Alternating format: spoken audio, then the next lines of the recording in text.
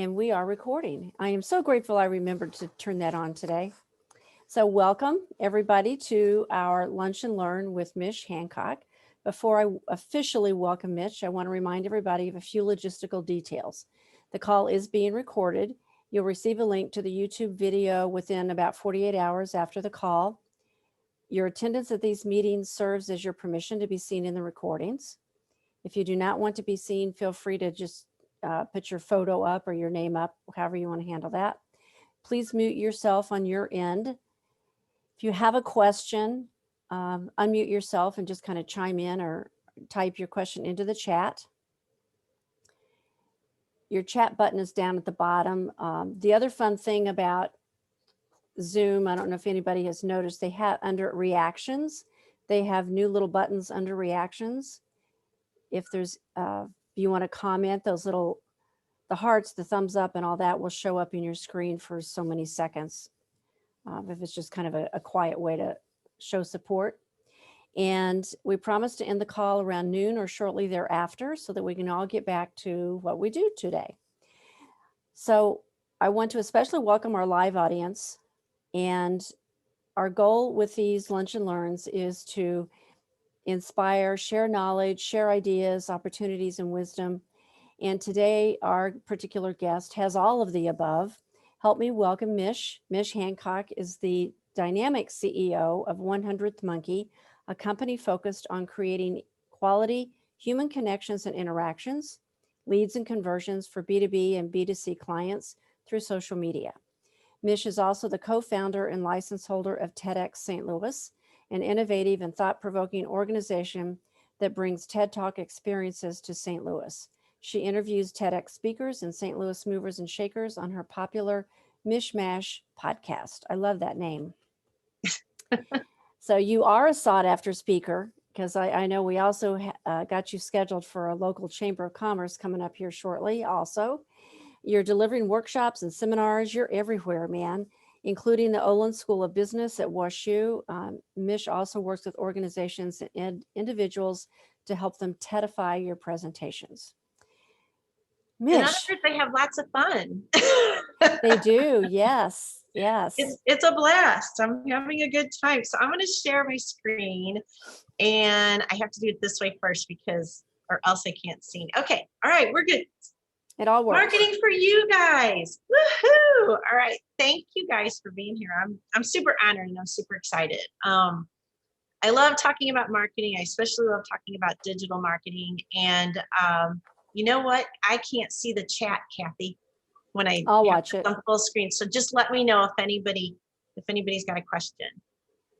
So what I'm going to talk about with you guys today is a really good overview, and you know, it's not going to be super like one-on-one kind of stuff, although some might be, but just to give you some thoughts about how to approach your digital marketing for whatever you're doing, whether that be a book or a presentation, or, I mean, I know a lot of authors are looking to become speakers, you know, and do the speaker tour and all that awesome stuff. So we'll talk about a lot of that, and please ask questions. Kathy will let me know. So one of the first things I always do, this is the big thing on social media, right, is posting. And it's one of the questions people always ask me because they want to know, how often should I post? What time should I post? What have you? Just throw that out the door. Posting is a lot more than people think. One is how do you have time to post? It takes a lot more than people think to construct a post. A good post is going to have, you guys got to be great at writing words. So I'm not worried about you with the words part, but the words, the visual, the call to action. So, you know, some posts you want people to act. You want them to go learn more, read here, get this now, sign up today kind of thing. That's a call to action. And then you want to link them somewhere. So there's a lot that goes into, it's like the anatomy of a post: words, visual, call to action, and linking. When you post, don't worry about that. What happens with all of these social platforms now is there are these algorithms in place that let them know, like, hey, Kathy just loves what Mish posts. So we're going to make sure that Kathy sees what Mish posts because she tends to engage with those a lot. So it's not really as much what time you're posting. It's more just like gathering that audience that really wants to listen to what you have to say. And also, you know, with a lot, and we'll talk about this as we move forward, and I'm going to talk about content creation, but content creation is a big thing. So we will get clients that come to us and they have a one-page website and they're like, I really need you to start marketing for me on social media. Here's my website.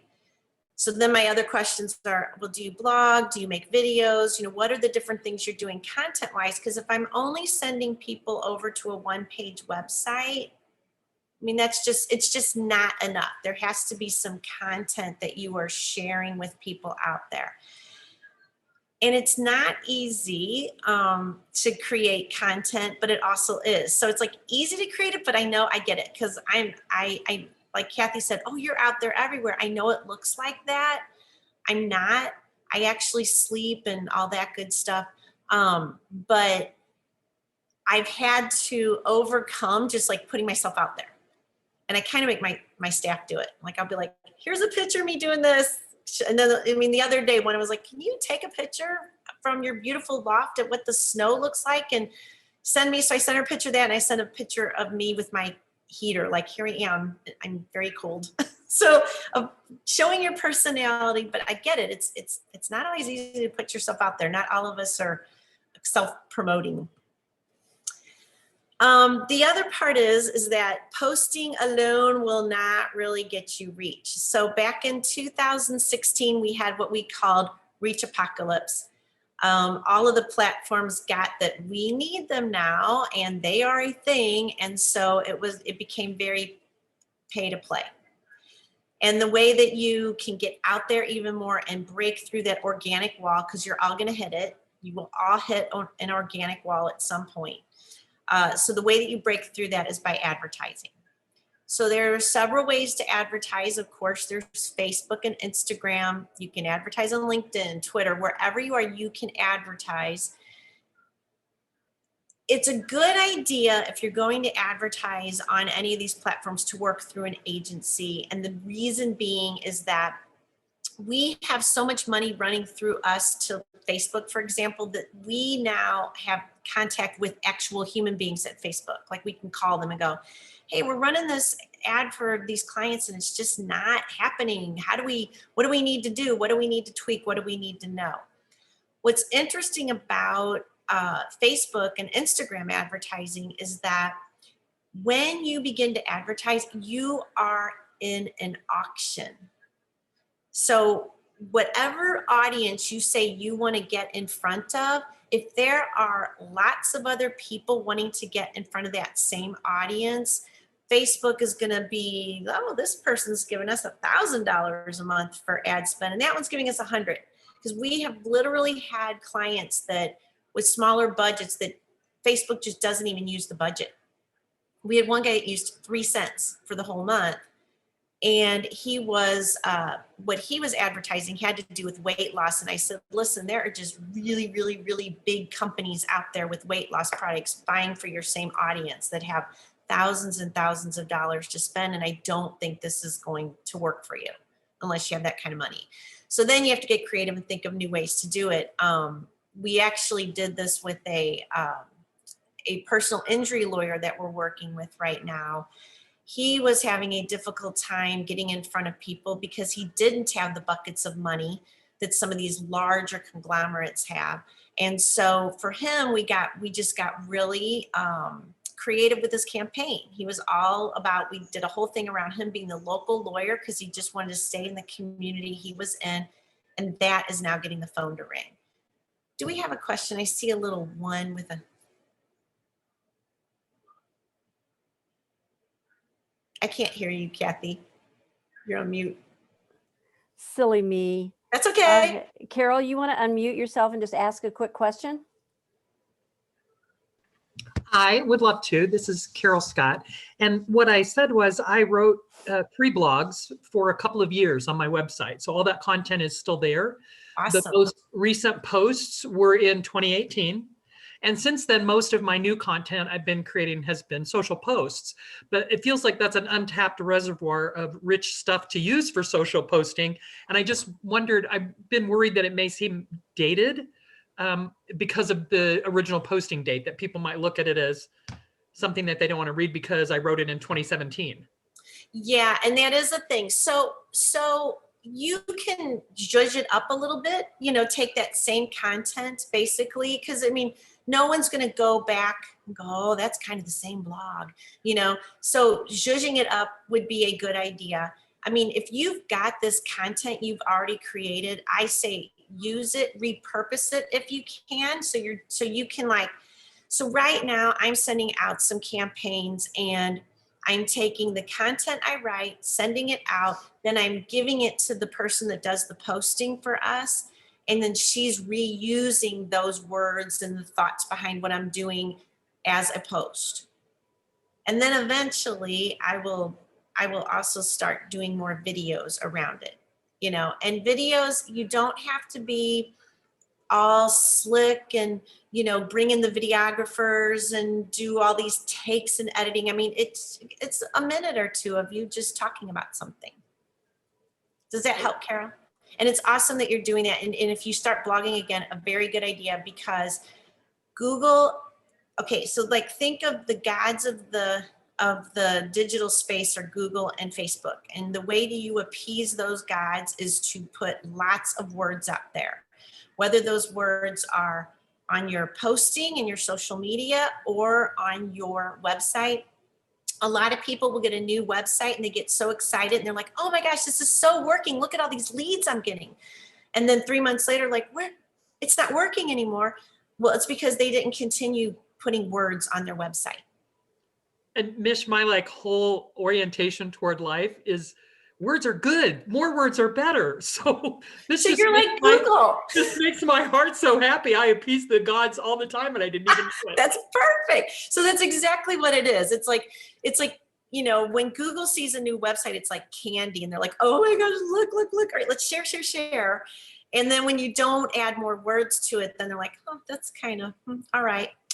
But okay, so advertising and then campaigns is the other thing. So sending out campaigns. So I just said I sent out a campaign last week. I'm going to do another one next week. What I'm doing is a lot of people think when I ask them, so how many contacts do you have on your list? And I get a lot of clients that are like, oh, I have maybe 100, and they feel bad about it. Then I look at their LinkedIn. I'm like, you have a lot of connections on LinkedIn. That means you have a list. So what we do for our clients that you can certainly do is you can go into LinkedIn, you can download all of your contacts. Now the contacts do not come with the email addresses. You'll need to go do email research. So this is one of the things that I've got those amazing people that will do this for me. They'll go in, they'll download the list, they'll add in all of the email addresses, phone numbers if they have them, upload those to a database of some sort, and then send out emails to those folks. And we're very transparent. We let them know, hi, we're LinkedIn connections, and I'm sending you this information. It is not illegal. You will not get in trouble for it as long as you make sure that those people can opt out. But sending out campaigns is an amazing way to keep yourself top of mind and help people to understand who you are and what you are as a person in a business. And you got to be consistent with it, which I know is hard. I'm not great at it either. Don't feel bad. So content, I promised you would get here, and this is a big thing. So content is big still, writing, which I'm sure you guys are great at. But some other thoughts around content are pictures are still really big. If you're fancy, you can get all kinds of amazing filters and do all this really cool stuff. If you're a photographer, yay, that's awesome. I am not. I don't do fancy. I'm very realistic with everything I'm doing. So I probably will never be an Instagram influencer, and I'm okay with that. But it's just having those people like to be a part of other worlds and get a sense of what people are doing. So if there's something interesting you see, we were talking about squirrels earlier, and this just came up to me. I remember one time I was at Lowe's or Home Depot or something, and I was walking by this humongous package of bird seed, and it was like bird seed, blah, blah, blah. But the front picture had no birds on it. It just had squirrels. And I thought it was hilarious because I was like, well, it's like really truthful. Like, this is bird seed, but the squirrels are going to eat it. So I took a picture of it and just put it out there. And I mean, lots of engagement, right? Because people totally got it. They had fun with it. I love doing that kind of stuff. I think it's amazing when you put out something and everybody wants to engage and be a part of it. So just think, if something strikes you, take a picture of it, put it out there, and you can put it out there if it makes sense on your business as well. Mish, we've got another quick question. I'm ready. Maria asks, what's a good number to shoot for in building your email list? She's heard that 2,000 is a good first goal. I'm going to say yes on 2,000, but I'm also going to say don't feel like you can't do anything with 200. So my mantra is fire, ready, aim. I'm like, go, just start getting some energy into it and just start doing it. And you can keep building that list, but there is no reason to not talk to those 200 people. And I'm not even saying 200, I mean, 100, however many people you have, you can build that list over time. And in the meantime, just get better at how you're sending out the content and make it a habit. And, you'll learn a lot as you do it because you'll see how people respond to things. One of my favorite things about digital marketing is the fact that we are not operating in a vacuum, that we're putting things out there and we're getting responses and we know how people are feeling about it. So I say, go and test the waters. Don't worry about a number. Carol? I just want to say yeah to that. I mean, I've had a pretty small list of followers in different places for a while now. And I think for me, the real sort of litmus test of I'm getting somewhere was not the number, but the differentiation in who. So if it's always has been people who know me already, or now they've gone to a workshop or they've heard me speak, somehow they have connected with me directly. And now I'm starting to get to people I've never seen. They're coming out of the social ethers and following me and joining and signing up. So that to me is more important than the fact that the number is big. Well, right. And you're deepening those relationships, right? And so not only is she meeting these people and okay, let's connect, but now you're taking that relationship to a whole different level because you're constantly talking to them and becoming a part of their world. So yeah, I don't like sit around and wait for anything like that. I'm like, I need to go do this. Let's go get it done. And then you can ready aim later, right? You can look back and go, ooh, this is starting to become a thing. Now I'm going to ready aim it, which is what I did with my podcast, which is another piece of amazing content. And it's relatively easy to get into the podcasting world. So let me give you a few things about podcasts. So one, if you want to do a podcast, you want to think about your platform. So for me, the platform is you're going to come on, we're going to chit chat. And then at the end, I'm going to ask you 3 questions that kind of take what we're talking about and throw it up in the air. Let's see where this takes us when I ask you these questions. The questions can be kind of wacky, or the questions can be something within their wheelhouse that I just really, really want to know. I know somebody had also asked me about talking about, I'm sorry, I don't recall, it might have been you, Carol, had asked me about how do I get on podcasts? Like I want to get on podcasts. How do I do that? And this also, by the way, applies to a TEDx talk. Because I get these a lot. People that want to be a guest on my podcast and people that want to know about how do I become a TEDx speaker. If you send to someone, hi, I would like to be a guest. I would like to be a speaker, whatever. And here are 3-hour-long talks I've done, and here's 10 articles I've written that you send all this. My thought is, I can't take out all this time to do this. I don't have time for this, it's just too much information, right? It's like a bunch of homework for me to decide if you can be a guest on my podcast or get a talk. So what you do instead is, like, I had a lady who reached out to me the other day, and actually the person would not have been an ideal guest for my podcast, but I did tell her, listen, you did everything right in that you listened to a few of my podcasts. You put together a thought of why you thought this person would be a good podcast guest for me. Like, this told me you did your homework, and I appreciate it. But unfortunately, I'm changing up my platform a bit, and I'll talk about that a little bit later. So he no longer would have made a good guest, but I still thought that's exactly what I want people to do. And it's the same with, people that are looking to be a TEDx speaker. I want 2 or 3 sentences from you that make me sit up and go, oh, now that's an interesting idea, right? Because it's all about ideas worth spreading. So if you have an idea that, number one, is very compelling and perspective changing and something that, like, people would like to send out to all their friends. And number two, the question that we have as a TEDx is, are you the person to deliver that idea? So we've had a lot of people that have come forward with, oh, I can talk to Bitcoin, and that none of them have really panned out as the person to talk about Bitcoin, but we've got it on our radar that if we find that person, right? So that's how you get the attention of people like me that, as a guest or a speaker or what have you. And I see, like, We've got a people couple must more. be asking Yeah. questions. So I think the first one was Karen. What is the best data source for collecting emails? I think, like, where do we start?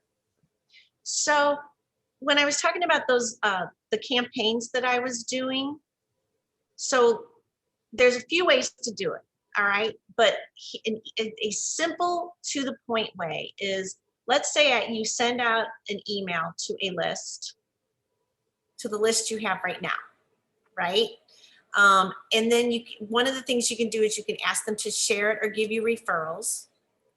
The other thing is, like, let's say no emails whatsoever. You can start doing advertising on social media and gathering those email addresses. You can actually do it through Facebook and Instagram. You can gather the email addresses, but another way is to put the advertising out, have them go to your website, then a pop-up comes up at the website. So, like, your advertisement could be like, I'm going to be sharing with you, in fact, I'll be doing this soon, so to be seen, 5 ways that we can make the internet and social media a kinder and more tolerant place. I just recently did a whole video on this, and Authority Magazine interviewed me, a whole big thing.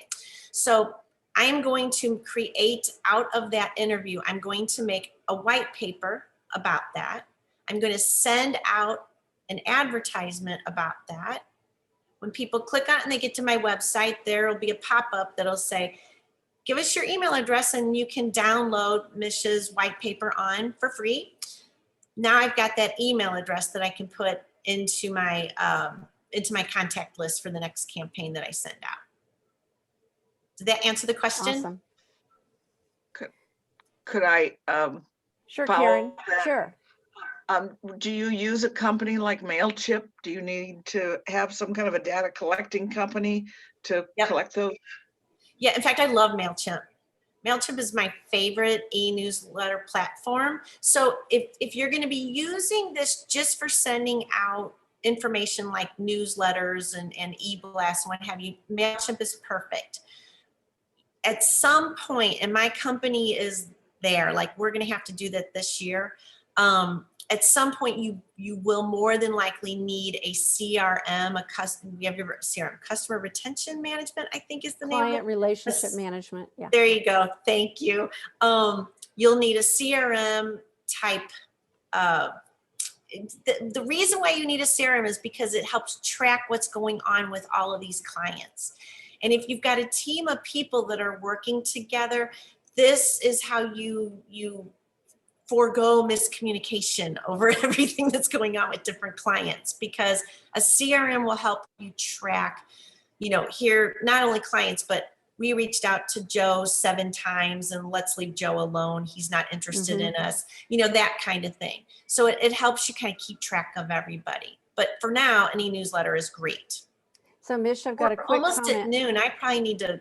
Well, what I was going to offer, I don't know what your time is like, if you have I'm time to fine. hang I'm around. good to go. So we're good just to keep going. I will cut us off at 12:30 just so we don't go over the hour. Perfect. But if you can hang around with us, we're just going to keep going with these questions and your brain trust that you brought to share with us today. So All right, Karen, awesome. Karen, are you happy with your answers?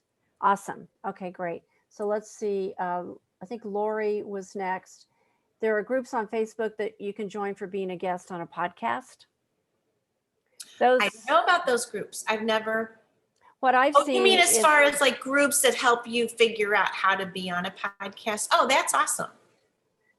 And that's, know- I mean, there's groups everywhere. There's meetup groups. And if you have a desire of, I need to do something, there are groups out there to help you.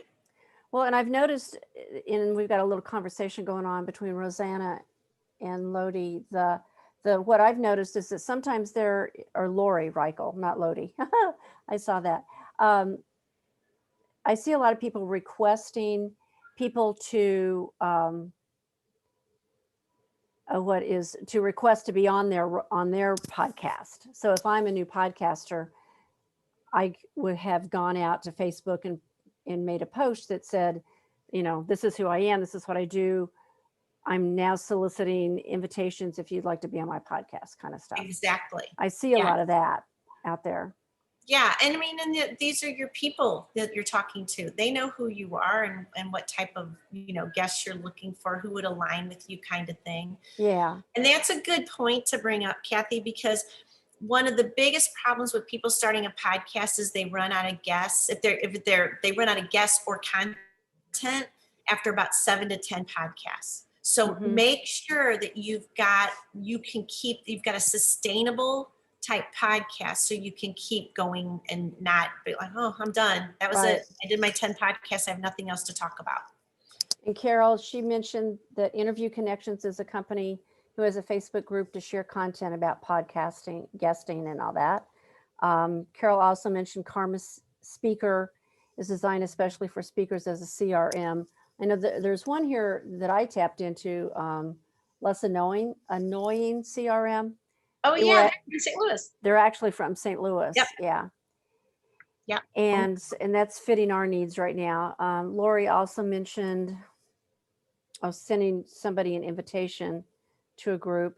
Angela, can we download our contacts on Facebook and add to our mailing list like you suggested with LinkedIn? That's a real You- good question. Yeah, you can't download your contacts. No, not on Facebook. So you can, obviously go look up each of the, but there's not a way to download their email addresses. You would need to, I'm going to stop 1 second because there might be bots that do that, but please don't do that. The platforms do not like bots. You will get in trouble if you start using bots. So like on LinkedIn, where I'm talking about going in and actually looking like, oh, I am connected with Carol Scott. All right, I'm going to go to Carol Scott's account. I'm going to look up her contact information, and now I'm going to put her email and phone number into my database. Mhm. That's me. That's a human being doing it. People use bots, and they end up in LinkedIn jail. And then the bots only work for so long, and then they have to get a new bot, and it's just, it's crazy. Right. So Well, and the great way to utilize your Facebook resources is to create a free download, like you mentioned, or create a giveaway, and you send them the link through Facebook, and then they link on that and go to your website, have to type in their email address to get your free download, and then now you've got them on your list. So, exactly. Yeah. yeah. Yeah. So I was going to say something else about podcasts. I think I said it. Is there any Okay. other questions before I move on? I'm going to move on. Okay. Everybody want to check to be sure you're muted. That would be great. Thanks. So tools to use for that help make your life easier when you're marketing. So a good social media dashboard, and by what I mean by that is it's a dashboard where you can create one post and send it out to several different accounts, is Hootsuite. That's a good one to start out with. My company now has gone beyond where we need a bigger, fancier thing, but we used Hootsuite for a really long time. And Hootsuite is HOOTSUITE. I believe it's free for up to, when you hook up to 3 accounts to it, and then it'll begin to cost additional money once you have more accounts, or they've got fancy tools in there you can use. But what's great about it is if you have a post that makes sense to put on LinkedIn as well as Facebook, you can do it once and send it out. Now, where it gets tricky is when you're like doing this on Twitter, but you have way too much of a word count, then you got it, you have to play around with it a little bit. And then the other thing nice is you schedule everything out. So let's say you sit down on Monday, you schedule out all your posts for the week, all at, one time. So you're like, great, awesome, these are going out. But what I will tell you is social media is never, ever, there's not one part of this that is set it and forget it. It is also managing. So no matter what you're doing, I mean, even with us advertising, if you're working with anyone who is going to advertise for you on any platform and they're thinking set it and forget it is a good plan, no, it's not. You have to constantly watch everything that's going on. So you can be putting posts out there, but people are engaging with those posts. And if you're not engaging back, then they figure, they're not even paying attention. Right? It's two-way. It's a communication. The same with advertising. We're looking at to see how people are responding to the ad, as well as, is the ad working? Do we need to tweak things here and there to make it perform better?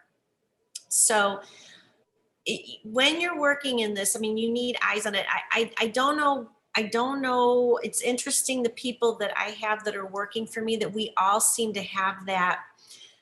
It doesn't annoy us that, it's 8 or 9 or 10 o'clock at night and there's people talking on a page that we have to talk back to. We take breaks. I mean, there's times it's like, we've got we've got one page that's 33,000 people in this group. And I mean, they are chatty, and unfortunately they're quite chatty as we get later at night. But, we give each other breaks from it. So, because it's so much, but yeah, you have to kind of be aware of what's going on. And even if you do, you schedule out your post for a while, you have to keep it on your radar that if something happens in the world and it would not be appropriate for you to put out the happy, cheerful unicorn rainbow post, that, if there's something big that happens, you got to go back in and look and be like, oh, that's not appropriate now. Mm-hmm. So it's radar on for that one. The other one we use a lot, we live on, is Canva, Canva.com. Canva is an amazing platform for creating visuals. We are on Canva Pro. I don't think it's that expensive. It's like $13 a month. And it's got, that's where all these pictures came from Canva Pro. Free pictures. I can use them for whatever I want to use them for. I can do whatever I want with them, make them bigger, smaller, put words over them. It's an amazing resource. And it also already has in the software, I can pick Facebook post. So it'll size it correctly. So if I've got a picture that's kind of funky when I upload it, I go to Canva and then I can size it appropriately. And Canva's got, it's the dream for people that are not graphic design artists. It's a dream for us because it's really makes it easy for us to create those visuals. Another great place for pictures that are free to use, you can do whatever the heck you want with them. You don't have to give attribution. You won't get in trouble for it, is Unsplash. UNSPLASH.com. Unsplash is great, and it's really important that you don't just go using any picture that you see, because there are bots out there combing the internet, and if they catch you using a copyrighted picture, yes, you will all of a sudden get something in your inbox you don't want to see, like, hi, you used so-and-so's and it's going to cost you $750. I kid you not, it has happened to us. Mm-hmm. We had one of our posters that didn't pay attention to Mish's talking about don't use anything except Unsplash, and there you go. I talked him down to 500, but that hurt writing that check. Then on everything you're using, Facebook, Twitter, I don't care what you're using, all of them provide insights so that you can see like what posts are people really responding to, how much engagement am I getting. You learn a lot from looking at those insights. And I believe this is still the case, but Facebook changes every day.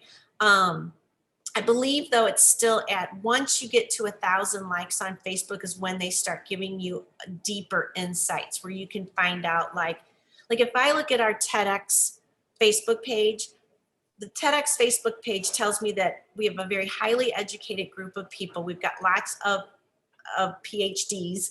And our people spend money on entertainment and travel, not stuff. So we learn a lot, and then we can also see like, oh, a lot of them listen to NPR, a lot of them are this, a lot of them are that, and that helps us with our marketing. All right, so media, I talked a lot about podcasts, but one of the things that if you are really, really looking to get onto media, this is where you need a PR person. And a PR person, I've got one. It is very helpful to have this person that they remind you of things like, what are you doing right now?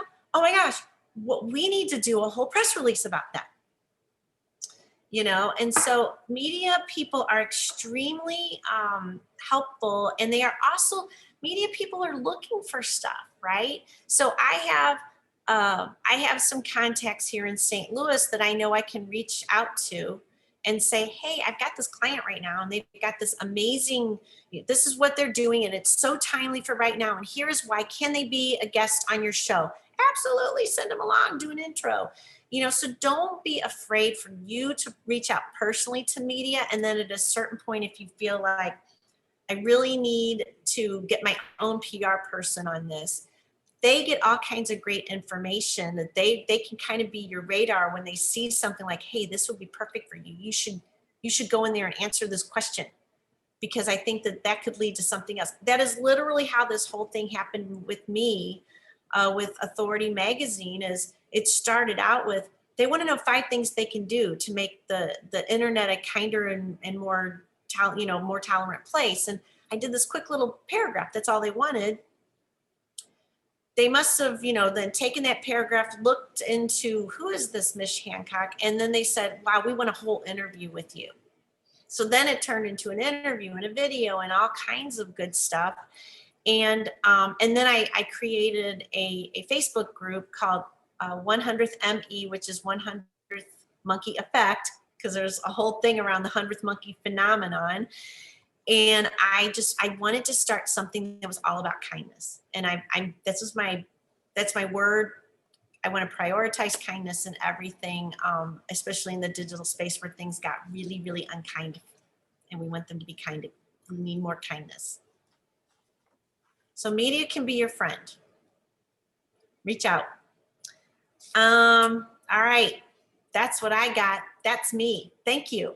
What other questions do we have? I'm going to stop the share if that's okay. There we go. I can see everybody. Yay. We have faces. So if there's any questions, just unmute yourself. Rosanna? Yes, when you talked about keywords on Google, you meant that Google, even if we don't put keywords for a while on our website, Google stops interesting. Well, so what I was talking about was adding blogs to your website so that you're adding more words. Now, keywords are, so you can there's people out there that be like, I'm going to do a keyword search for you and it's going to cost you $3,000. I wouldn't suggest doing that. But unless you're like some huge Coca-Cola company, but I would suggest what kind of words people will be searching to look for you. So think about what kind of words people would search to look for you, and you can incorporate that a bit into your blogs. Not too much, and you've probably seen them, and I highly doubt this group would do it. But for a while there were people writing blogs like, hey, we're a great plumbing company in St. Louis. We do plumbing. We love plumbing. St. Louis is great. We go to St. Louis and do our plumbing. And it's like, oh my gosh, I hate this blog so much, but they were just trying to fill it up with keywords. And it was so annoying. And Google finally went, no. Can you make stuff readable? That is so annoying. Quit doing this. We are going to now make it so you can't do that anymore. So yeah. Thank you. Any other questions? I know I did want to remind everybody, I just put it into the chat. Oh, wait. Julie, did you have a question? Maybe you were just scratching your nose. Sorry. Joanne? I was curious if you have a virtual assistant and she has some of these photo, that you were talking about, like the Unsplash and everything. If you hire them, are you allowed to use their images, or do you still have to have your own account as you? On Canva? I've got a ton of people in my Canva account that we all just use it together as far as like my staff is concerned. Now, some of our clients have their own Canva account, so we're administrators, like we've been invited to be a part of their account. And that's a good idea if you've got a client that has a lot of heavy visuals that they want to be looking at or they want to add to. So it's good for them to have their own account for something like that. But you can share a Canva account with your virtual assistant. They just will log in as you. And then like, what if, for an example, we represent hundreds of experts, and if we have an account, would we be able to offer to our members? That you might start, when they start seeing like hundreds of people from around the globe, they're going to go, no. Now you can get a team, so you can have a Canva team and you pay extra money for each of the people that are part of that. I don't know That's okay. how many people get can be it, in a but- team, but yes, you can definitely do that. Guys, I'm also going to put in here so you have it, my email address and phone number, so that if you want to contact me outside of this, you've got it. That's awesome. And I did want to remind everybody that you can save the chat. I will also save the chat and turn it into a PDF, and we'll attach it to the email that we send out as a follow-up that has a link to this recording. And now, Mish, I understand you had something to give away to someone today. Oh yeah, no, Yeah. I would love to offer a free consultation. So And so in order for someone to take advantage of that, do they just email you? just email me. Yeah, email me. We can hop on a Zoom call. I can look over your social media with you. I mean, or if you've got podcast questions, TEDx questions, if you have any questions for me, just we can hop on a quick call. I know that's awesome. That's terrific. I want to thank everybody for being here. Any last minute questions before we hop off? And March is next. And I'm trying to, we will include who's going to be our guest in March in our email that comes out to you right now. Julie's having internet trouble, so she's not able to get on the call today. Otherwise, she would be here feeding me information. So I cannot remember right now who our guest is in March. It will be March 18th. I do remember I had to scoot it back because I'll be out of town on the second Thursday. So thank you so much for being here today. Your email will follow up shortly. Mish, thank you. It's been awesome. Thank you, guys. Wonderful. Appreciate your time today. And I'm going to save the chat real quick before I forget. We are saved. Thank you guys for being here. Thank you all. Thanks. Everybody have Bye-bye. a great day. Thanks. Bye-bye. Kathy, do you need me to hang? I'll circle back. Okay. Okay. Bye, everybody. Thanks. Bye-bye. Bye.